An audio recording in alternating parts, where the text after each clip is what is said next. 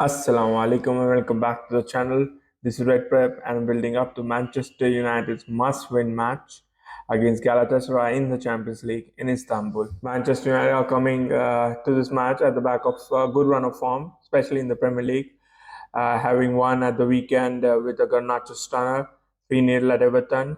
Their away form has also picked up, but obviously Galatasaray will be a completely different challenge, especially considering the hostility the crowd in Istanbul presents. Galatasaray themselves have been exceptional in their own league, being joint top with Fenerbahce and having won 11 out of their 13 victories. Obviously, they are a formidable opponent, especially in their home environment.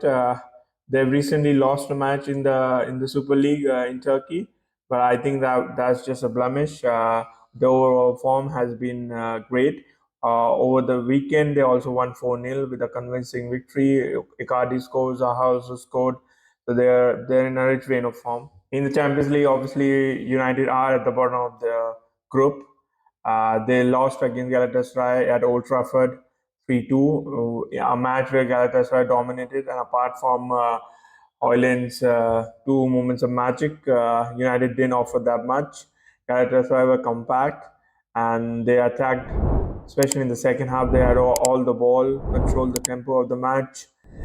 They had some exceptional performances from the likes of Sasha Bowie, the fullback, Toglu, number 10, who was really dexterous with his use of the ball. Obviously, Yilmaz, the winger on the right hand side, it changed. The game changed in the second half with his inclusion into the first team. So they have a lot of dangers and threats that they offer for Manchester United. The biggest of them all is Icardi, who scored at Old Trafford with a lovely dink over Onana. So they'll be a tough opposition, a behemoth of a challenge, especially in their own backyard. Certainly, there'll be a hotly contested match on the pitch, but the cold run in the stand will be the real challenge and test for Manchester United and its players. So overall, head to head, it's even Stevens for both the teams. Obviously, they won the first fixture at Old Trafford. If we hark back to the last trip for Manchester United to Istanbul, it was in '93. United were returning after the European ban for the English teams, and they were knocked out by Galatasaray. The first leg, I presume, was 3-3 at Old Trafford. But in the second half, it was goalless, and the United players were certainly taken aback by the hostility they received, not just at the ground, but also when the team arrived at the airport. Brian Robson, who played in the match, has been on record saying that it was the most hostile environment he has ever played in. So I definitely think Galatasaray has an advantage with that. I'm sure the Galatasaray fans would want to recreate that kind of atmosphere and repeat history in their own backyard. Obviously, Galatasaray we've seen can damage team on the counter attacks with fast players like Icardi, Zaha, Tete, as well as Yilmaz. But also they're good at keeping the ball and they displayed that against teams like Bayern Munich and Copenhagen. So they'll be interesting mix. They'll offer a myriad of threats for Manchester United, not just their fast wingers and Icardi. They also have the creative hub in the number 10, Toglu, who is a Turkish international and has been attracting interest from all over Europe. He certainly played, he was a standout player in the first leg or the first match at Old Trafford, and he was the one who scored the second goal. So they have a lot of threats and a lot of different ways of attacking Manchester United. If we have a look at the watch list, we can obviously see Icardi topping the charts both for goal scored and assist. Toglu and Zaha are always dangerous, and they have a returning Zayek, so he might come into the team and replace Tete, who played in the first leg and was a little quiet. So he might start. In midfield, they might go with someone like Ndombele with the protective blanket of Torreira, because we know Ndombele is good with carrying the ball and dribbling in midfield and covering a lot of space quickly. So it'll be interesting if they have a little more threat in the midfield as well. In defense, obviously Sasha Boy is an outlet who plays on the right, and on the other flank, Angelino hasn't started all the matches. Caritas has started recently, so it'll be interesting which left full back they employ. In terms of the centre back, Davis Sanchez and Badaki played at Old Trafford, and they were given a hard time by Hoyland. But I think they'll fancy their chances in this match, especially in Istanbul. If Marshall plays, I think he'll be more intelligent in terms of drawing the centre back from out of their position by dropping deep. But it'll be interesting because Hoyland has trained reportedly. So it'll be a conundrum for Ten Hag. He wants to start with Hoyland and maybe risk a bigger layoff for him. So I think I'll go with Marshall, but let's wait and watch. Overall, if you have a look at the respective Champions League campaign for both the teams, it's been quite similar in terms of goals scored, in terms of goal conceded, in terms of possession, as well as creating chances. So I expect it to be a hotly contested, tight affair. I don't see it being dominated by any of the two teams. But obviously, the home advantage is with Galatasaray. But if United players can endure and stand up to the pressure applied by the crowd and succumb to it, I could see a disaster result for Manchester United in this match. Let's move on to the tactical board and try to break down how the two teams will line up for this match. Obviously, for Manchester United, Onana is back fit, so he'll start in goal. Rashford missing with 1 game suspension, so I presume Anthony will come in. Though I'd like to see Pelistri, who did well when he came on against Everton, was involved in the third goal.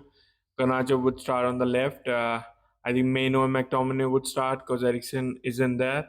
I don't think Ten Hag has confidence in Amrabat, who also lacks any kind of courage on the ball right now. So I don't see him starting. What we have seen in few of the matches that Fernandes is the one who plays alongside the sitter, be it Meno Eriksson, and McTominay is the one who bombs forward, trying to join the attack behind the striker. So it'll be interesting if he does the same or he sits in and Fernandes given the freedom to move forward. They can also interchange in those positions, so that is quite fluid.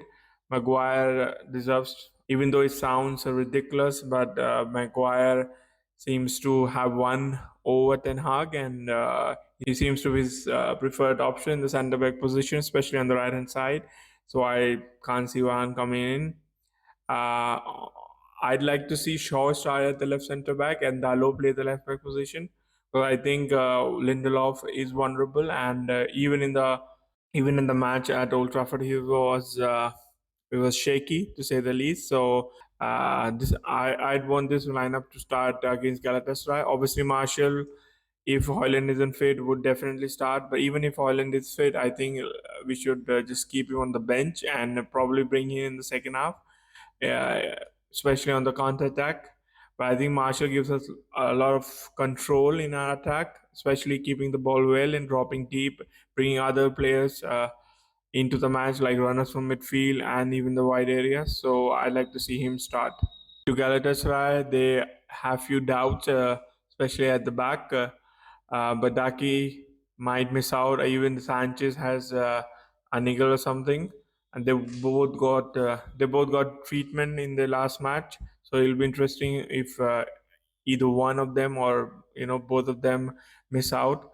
But even if Badaki goes out, I think Ehan could step in, and they can easily bring in Dan Ndombele. And we've already discussed that Ndombele is quite adept at carrying the ball from midfield, dribbling with it. So it'll be a more attacking option. So we'll wait and watch how that pans out in the match.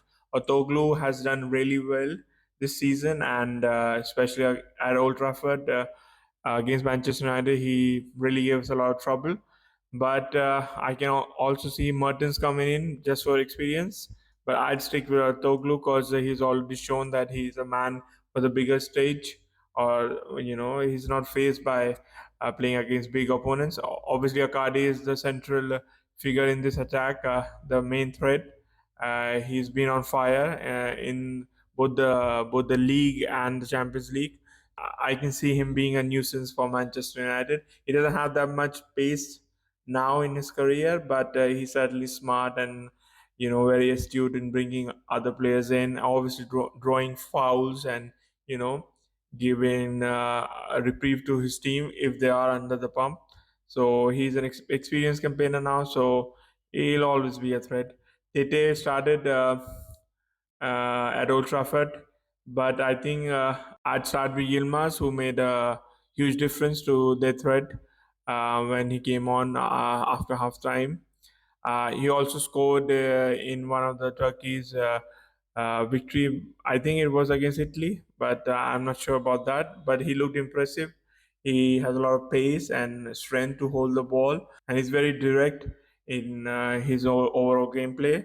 So I can see him starting. Obviously, Ziyech is fit as well. So if he wants a more left-footed option like Tete, he might go with the experience of Ziyech. So they are spoiled for choices both in midfield and the wide areas. Zaha is the safest bet in terms of playing on the left hand side. He wasn't fully fit in the last match, still scored against Dalo. That's why I think that Wan Bissaka should start at the right back position because I can see him cooking Dalo again. Apart from these, I don't see a lot of changes. The style of play and the overall idea is to attack with the wingers and their fullbacks like Bowie, who's been magnificent this season. Both Torreira and usually Ehan, they blanket the centre backs, but with Ndombele, they might join with four players supporting Icardi in attack. So it'll be interesting match, certainly a hotly contested one. So this is the arrangement of the players that I see on the night in Istanbul. Inshallah, United will take some courage and confidence on their recent victory at Everton, which was another hostile occasion because Everton was smarting with their unprecedented 10-point reduction. So that was a challenge, and United showed their mettle, they proved their mettle and showed their toughness, especially considering someone like Kobe Mainu and Alejandro Garnacho, who made a huge difference to both the result and the overall performance. So that was heartening, and this should give them confidence that they can achieve something great in Istanbul. Inshallah, we'll be back with the red dissection episode, analyzing and going through the details of the match. Hopefully, a victory, and we can hope that United can prolong their stay in the Champions League and hopefully, inshallah, get into the knockout stages with a victory against Bayern at home. So this match is a must-win. No other result would do for Manchester United. So this is a moment of reckoning, not just for United as a club, but also Manchester United team and players who have been under a lot of scrutiny and under the bum, especially this season. After decent results in the first season, certainly not the performances. So it'll be interesting if United can win this match, a must win with so much at stake, and prove that they can handle the kind of pressure that comes with playing for the colors and the stars of Manchester United, and dispel that doubt that people have about most of the players in this team. They cannot handle the pressure that comes with wearing the badge and representing a behemoth of a club like Manchester United. So, inshallah, we'll meet you with the victory in the Red Dissection episode. So, please comment, like, and share the videos. We certainly appreciate it. Until next time, take care, do good, pray for Palestine and all the oppressed people around the globe. Assalamu alaikum.